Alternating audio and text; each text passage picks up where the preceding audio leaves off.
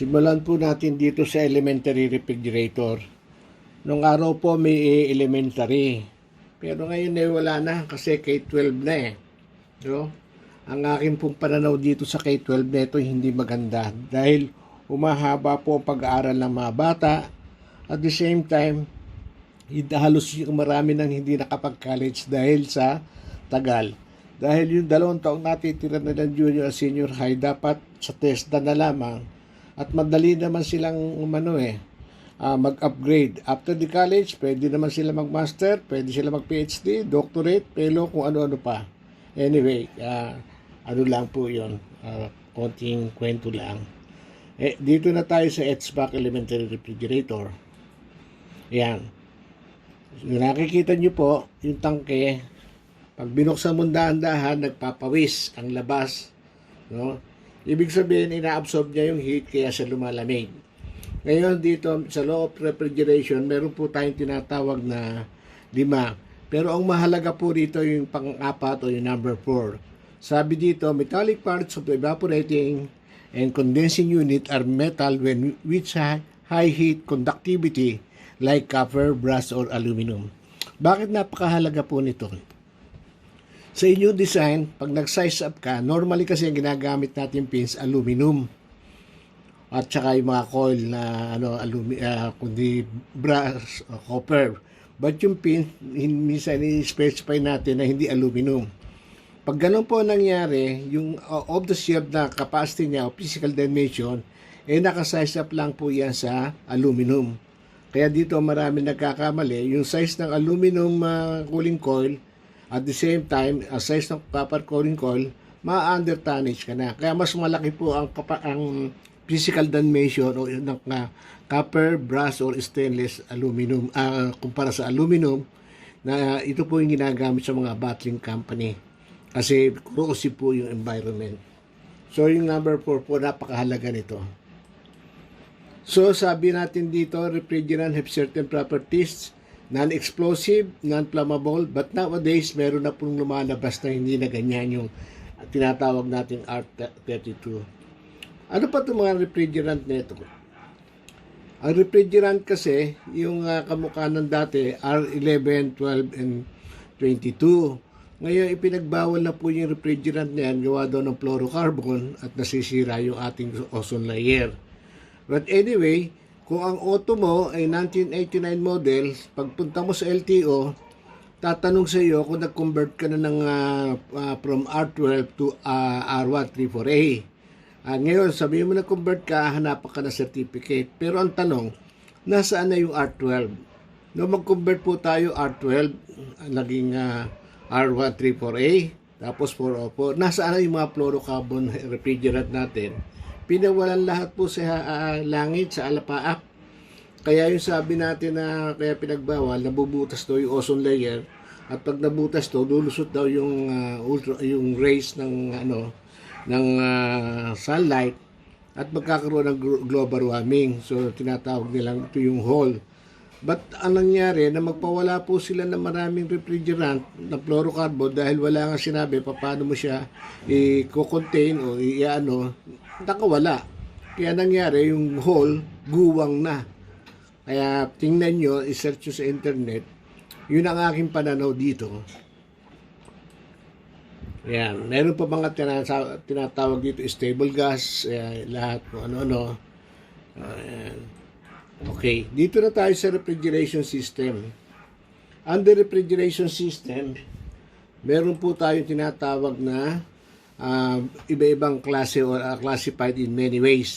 Like example, absorption system, type of motor control, compression system, type of refrigerant control, and so on. Wag na ho tayo doon sa and so on. Masyadong mahaba ho ang ating discussion. Doon na lang ho tayo sa absorption. Yung pong absorption chiller o refrigeration, meron po siyang 4 na component na kung tawagin natin boiler or heat generator. Not necessary boiler, but sometimes ginagamit yung heater, electric heater. Kailangan natin lang heat, no? Pangalawa, meron siyang condenser at may evaporator at absorber. So, 4 yung major component niya. Noong araw, way back noong mga 90s, nagkaroon tayo ng power shortage. Kaya ang ginawa ng iba, nagbili sila ng absorption chiller. But ngayon, bibili nga sila ng absorption chiller. Ngayon po marami na naka-module, ang lalaki. Kasi para magamit mo yung absorption chiller mo, sabi ko nga, kailangan mo ng heat generator.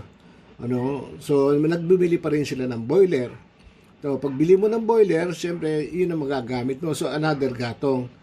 It is a real story na one of professional mechanical engineer na tumawag sa akin.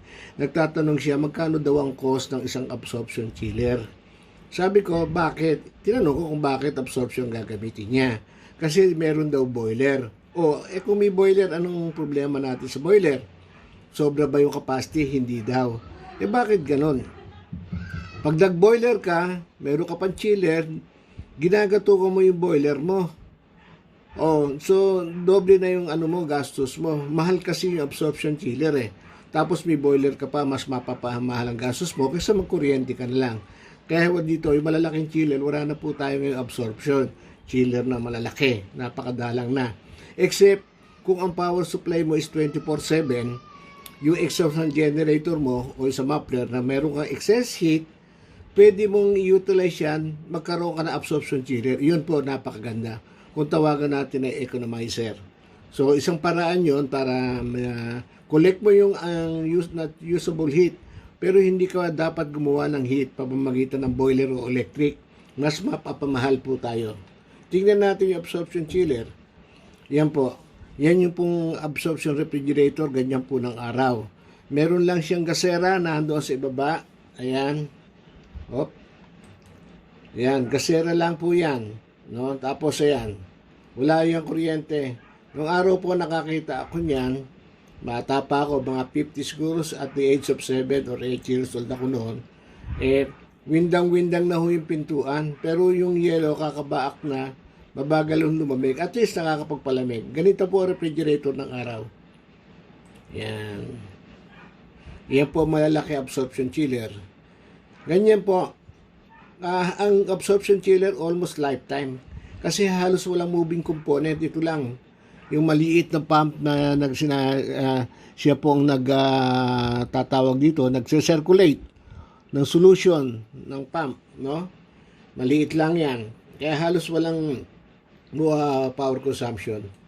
Ayan po yung malalaki pang absorption chiller.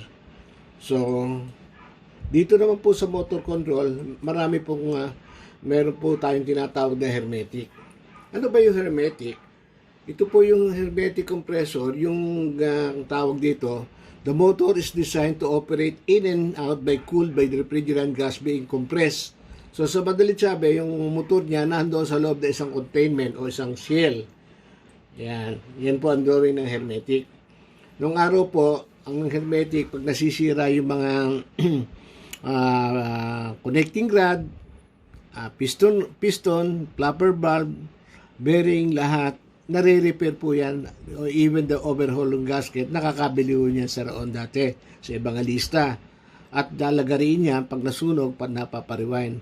But nowadays, nawala na ho yan. May mga lumabas na ibang mga technology. Pero ngayon, bumalik na naman ho ang hermetic. Bakit bumalik ang hermetic?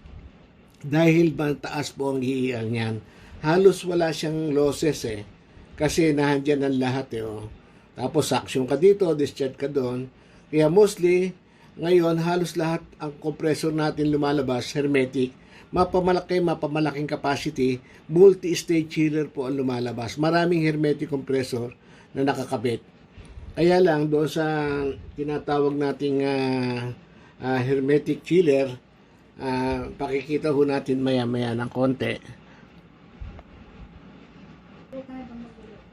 Ganito po yung multi-stage chiller na tinatawag. Marami po silang compressor, minsan 2, 4, 5, 6. Ang problema po lang dito sa multi-stage compressor na tinatawag noong araw, pero sa ngayon yata na-improve na ito. Ito kasi, kung 4 sila at namatay yung 3, naiiwan yung isa, nagkakaroon po ng liquid yung linya. So, pag nagkaroon ng liquid yung linya, nasisira yung compressor. Doon sa isang project namin, 12 compressor yata yun, in 1 year time, ang nasira 5. puro mechanical ang naging problema. Bakit nagkaganon? Kasi nga katulad na nabanggit ko doon sa multi-stage chiller, dire na pag namatay yung isa, dalawa, tatlo, na iwan yung mag-isa, liquid ang pumapasok, so nasisira siya. Kaya ginawa ko ito ng paraan, ganito po ang ginawa ko. Yan. Makikita nyo po dito sa simple drawing. Yan. Okay. So, yung liquid po papasok. Tapos gas lang yung makukuha mo. So, naglagay po ako ng liquid accumulator na tinatawag. Pero ang problema ay nasa ilalim, may ipon yung langis. Yung langis na yan, at kaya kong pabalikin. Ngayon, kung kailangan yung gumawa, mag-email ko kayo sa akin, tuturuan ko kayo paano pababalikin yung langis. Okay? So, tingnan natin pa yung problema dito sa multi-stage chiller. So, yan po, balikan po natin yung hermetic, no?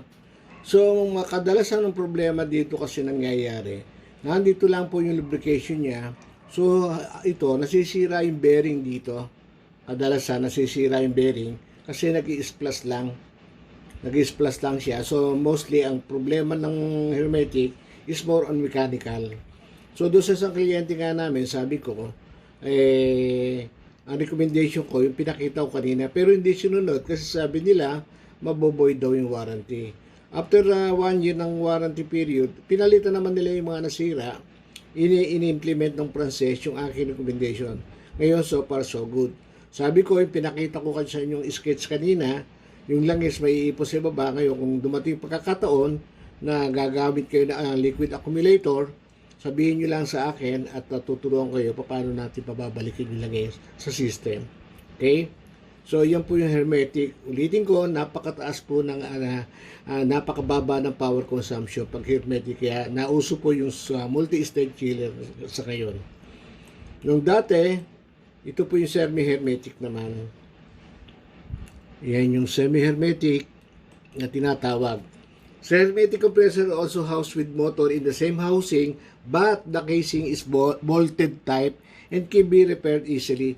So, repairable, madali pong repairin yung semi-hermetic. Tingnan natin. Yan po yung semi-hermetic. Ang semi-hermetic compressor po, almost similar to vehicular engine. Kompleto po kasi siya. Meron siyang oil pump, no? Itong oil pump, may mga interlocking tayong nilalagay dyan na kung tawagin natin is high and low cutout. Bakit low? Pag bumaba kasi pressure, definitely, mamumroblema yung engine natin o yung yung ating compressor. So, magka-cut off yan. Ngayon, kung tumaas naman masyado pressure, of course, mamamatay din siya. Ibig sabihin, barado yung linya ng lubrication. Tapos, siya lang meron sight glass dito kadalasan, ang semi-hermetic. Kasi nga, kadalasan, yung langis hindi nakakabalik. Naiipon dito sa motor side. Ito po yung motor side eh. Kaya minsan, nakikita nila, mababa langis, naglakarga sila ng langis, mali yun. Dapat kasi closed system yan, unless otherwise there is no leak. Saan hanapin mo saan nagpunta langis? Kadalasan, yung langis po na dito lamang. Dahil yan, merong maliit na parang check valve yan na para bumalik yung langis dito. Yan po yung hermetic suction, papasok doon, kukompress niya. So sabi ko parang vehicular engine, meron siyang cylinder head, merong valve plate, tapos may mga piston, may crankshaft, tapos meron din siyang mga piston rod. Tapos may mga meron siyang oil pump. So mataas po ang power consumption niyan. Kasi nga kung bumababa ang load mo, tuloy pa rin ang takbo ng motor mo, kumukonsumo ng kuryente. Although, yung malalaki ho niyan, katulad nito, yan po yung exploded view ng loob. So, may division lang ho siya dito between motor and the compressor. So, yung malalaki niyan, multi-cylinder head, may mga unloader ho yan. Ngayon, pag nag-unload dito, tumatakbo lang yung isang yon. Yan. So, kahit ganon pa rin, ang kuryente mo pa rin, tumatakbo, kahit mag-unload pa yung tatlo, tumatakbo yung motor mo, kaya mataas ang power consumption, kaya nauso na po ngayon yung tinatawag nating multi-stage chiller.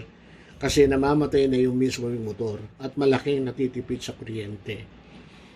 Kaya kung bibili ho kayo ng chiller, iwasan na natin itong semi-hermetic, pumunta na ho tayo sa multi-state chiller na tinatawag.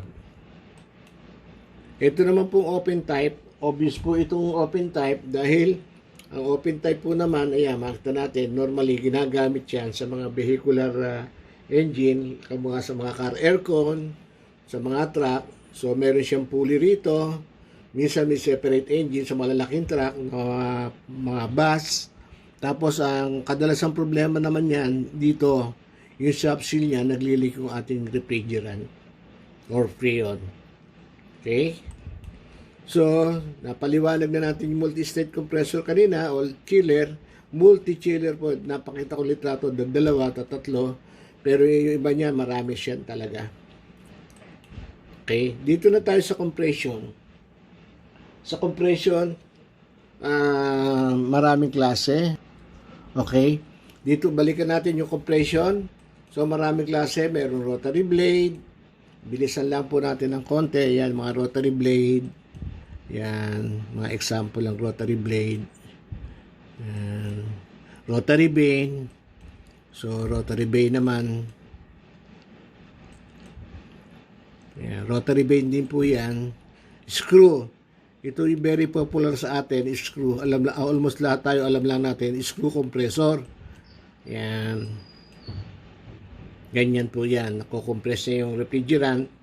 Nagiging yun ang action ng kanyang pump. At yung meron tayong tinatawag na centrifugal. Ito po sa malalaking chiller. Minsan tawag natin centraback. No? May iingay ho yan. Pag tumatakbo, parang aeroplano magte-take off. Ayan. So, suction ka dito, mag-i-splash doon, kaya nga centrifugal chiller. Ito naman swash plate compressor, normally ito po ginagamit sa atin sa mga car air conditioning, sa mga auto. Iyan po ginagamit.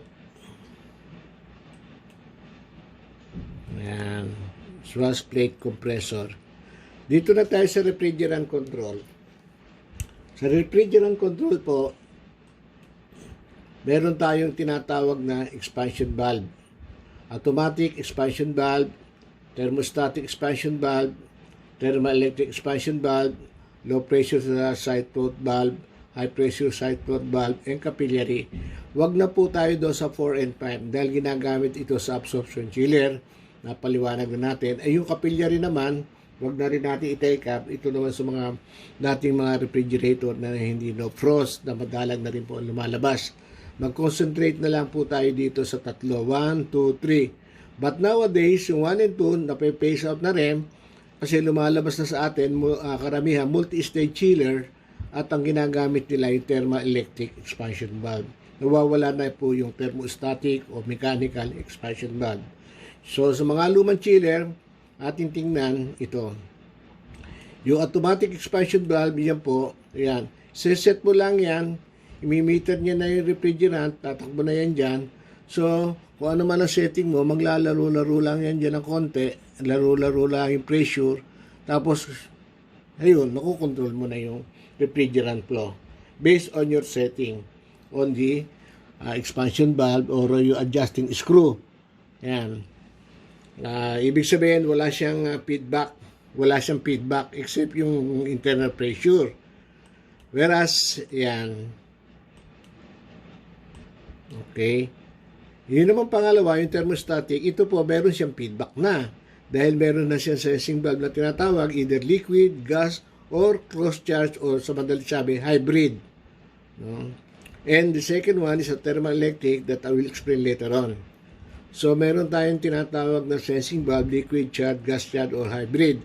So, doon sa sensing valve natin, yan, may liquid yan. Of course, pag tumaas, bumaba ang temperature, magbabago din naman yung pressure ng liquid mo o dito sa gas mo.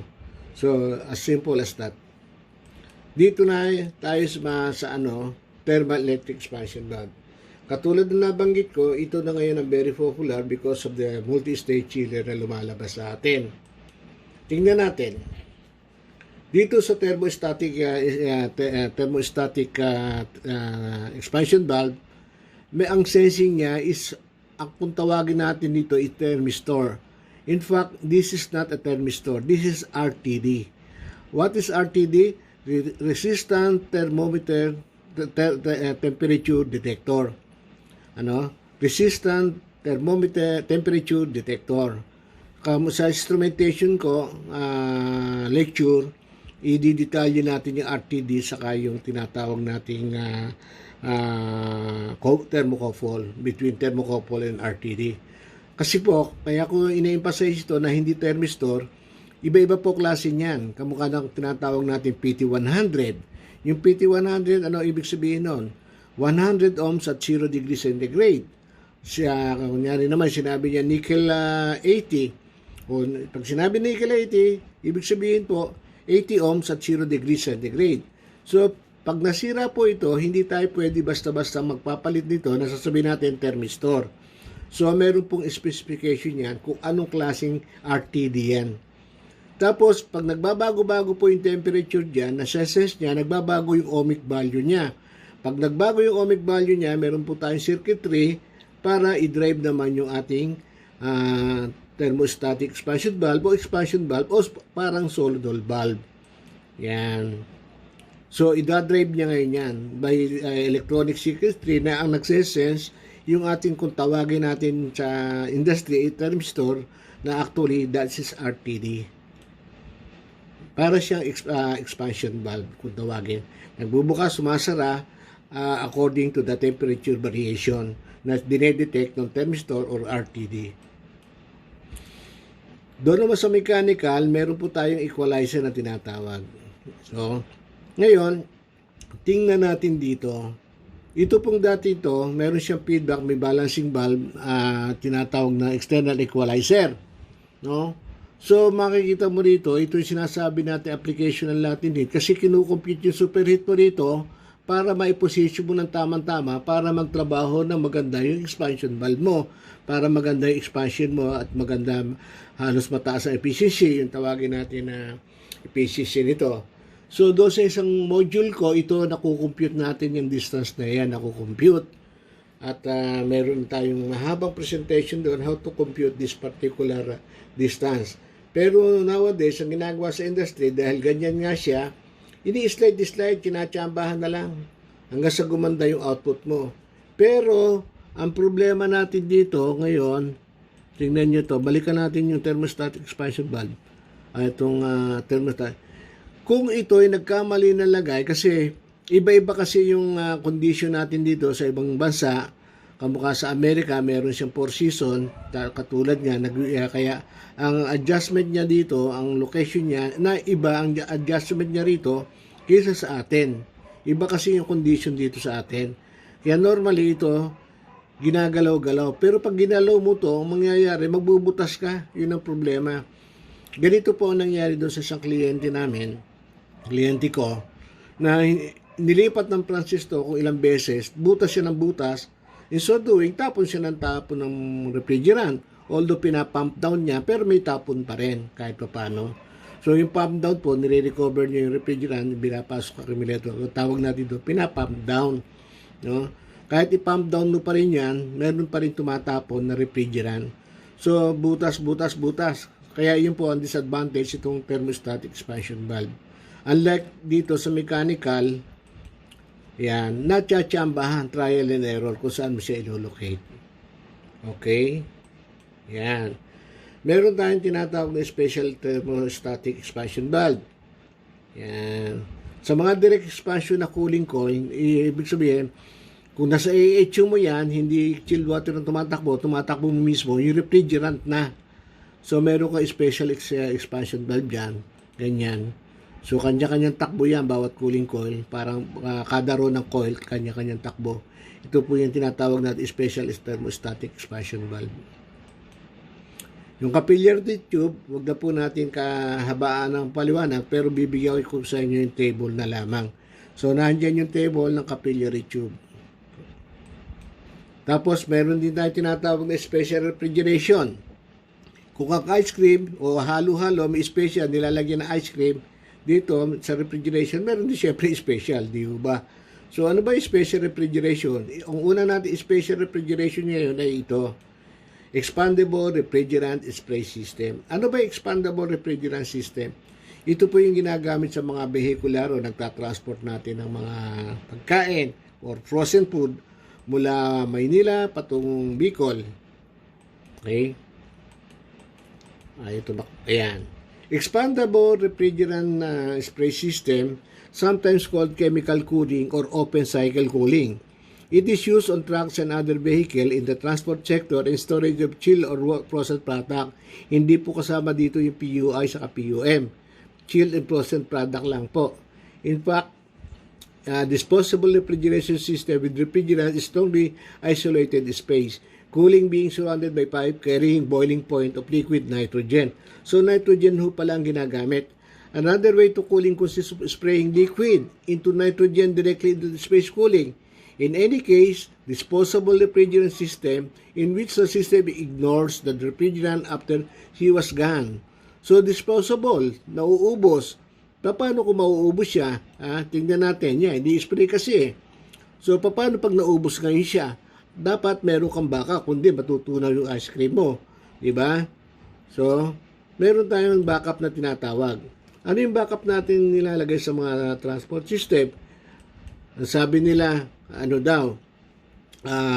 open type. Mahirap po yung open type. Kasi nga, sa open type, itatakbo mo yung engine mo. Magkakarga ka pa ng gasolina. Yan. No? Isipin mo, ang babackup mo, meron ka rito compressor, tapos tatakbo engine mo o external power. Ang backup po natin dyan, normally electric. Sabi, saan tayo kukuha ng kuryente? Hindi like LRT and MRT. Meron po silang mga kausap na ng mga tawag dito, mga gasoline station o ano mga station. Kaya from Manila to Bicol, somewhere in Lucena or Quezon, paparada dyan, matutulog sila, makikisaksak muna sandali. Ayun, nasa-save nila. Kasi bubukas sa raka, tatapon pa rin yung nitrogen mo. Kaya ang sabi natin, disposable. Hindi mo na ma-recover yung spray mo. Kaya kailangan mo rito, hindi ka maubusan, magba-backup ka na electric. Electric, makikisaksa ka doon sa mga gasoline station. Okay? Ayan. Meron tayong thermoelectric refrigerator na tinatawag. Ngayon, ang tanong pala, may tanong pala ako, nung sumayos sa lecture ko, sabi ko, ano ba ginagamit nating compressor or refrigerant sa aeroplano? Naku, ang dami-dami sinagot, walang tumama kahit isa. Ang dami sumagot. Siguro sa mga nakikinig sa akin ngayon, ganun din mangyayari. Hula-hula kung ano-anong sasagot, kung anong refrigerant, kung anong compressor. Wala pong compressor o refrigerant. Yung air conditioning or aircon natin sa aeroplano, alam nyo na yon, nakita nyo na yon, yung iba sa inyo, iba hindi pa. At nabibili na rin ito ngayon sa mga department store o sa mga appliance center. Ito po yung tinatawag natin thermoelectric refrigeration. Ito po ang ginagamit ngayon doon sa mga water dispenser na walang compressor. Ang nakalagay po doon is thermoelectric refrigerator. Kaya iyan po nasa aeroplano. Okay? What is thermoelectric refrigerator? Or is the thermoelectric cooler or refrigerator operates according to Peltier effect. Peltier effect. What is Peltier effect? The effect creates a temperature difference by transferring heat between two electrical junctions. What are the two electrical junctions? The positive and the negative, of course. A voltage supplies a cross-joint conductor to create an electric current. When the current flows through the junction of the two conductors, heat is removed. Heat is removed at one junction and cooling occurs that disposed the other junction.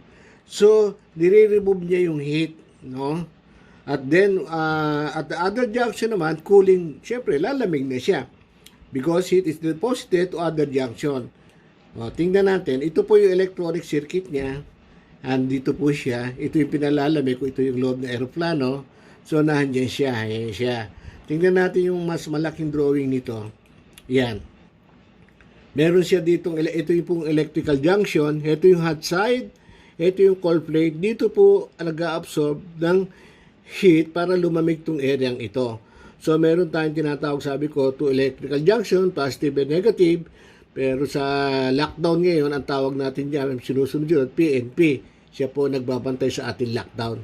Pero kay Mandy Diaz, iba po ang kahulugan ng PNP. Pangit. Panot na panot. Yan. Yan ang po ang kahulugan kay Mandy Diaz.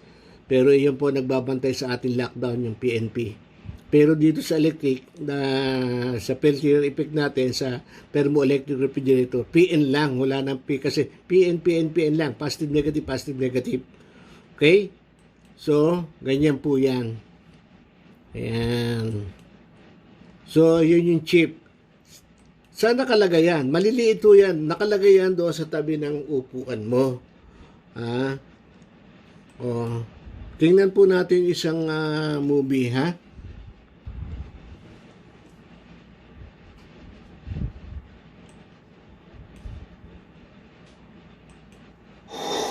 Download the official Cebu Pacific mobile app now for your booking and check-in requirements from the App Store and Google Play for free.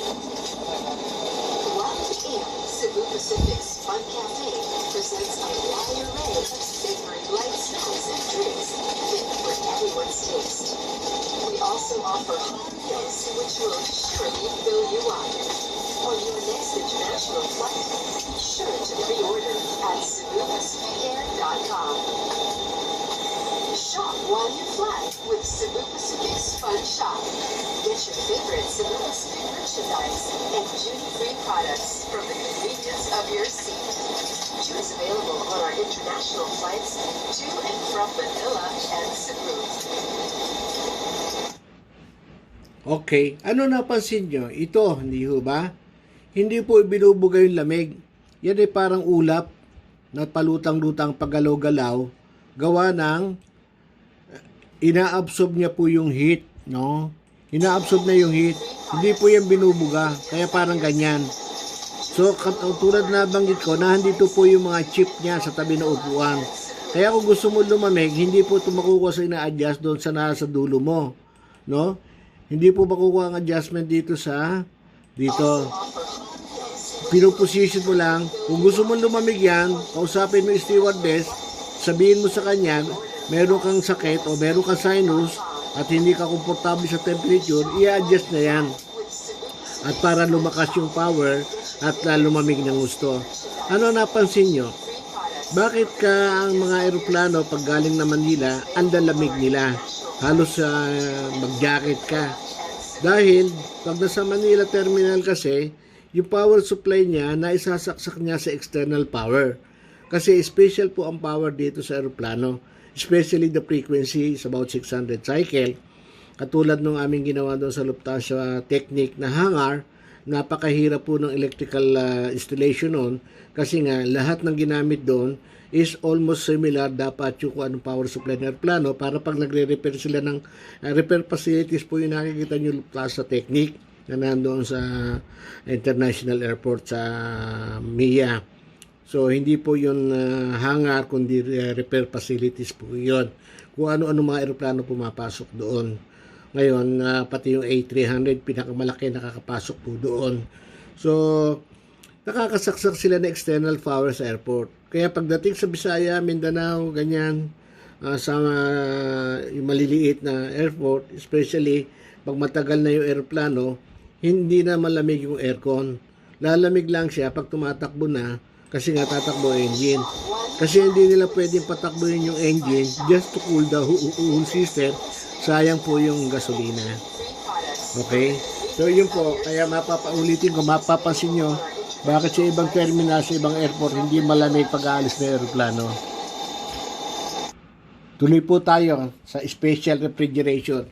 Meron po rin tayong tinatawag na vortex tube na refrigeration system. Ano po yung vortex tube? Tingnan natin yan.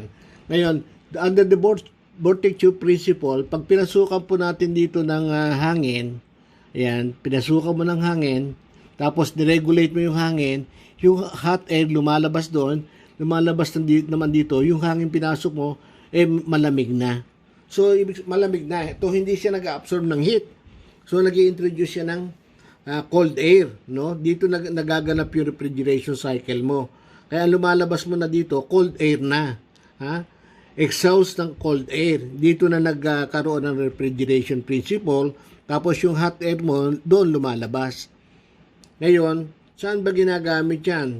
Susuot mo yan, pupunta ka sa sastre, magpapasukat ka. Ganyan po yan. Ano? So, pasok ka dito ng hangin, compressed air, ordinary compressed air, papasok mo yan dyan, meron kang vortex tube, tapos yung mainit doon pupunta, yung malamig na hangin doon naman pupunta. Ito ngayon ay i-utilize mo.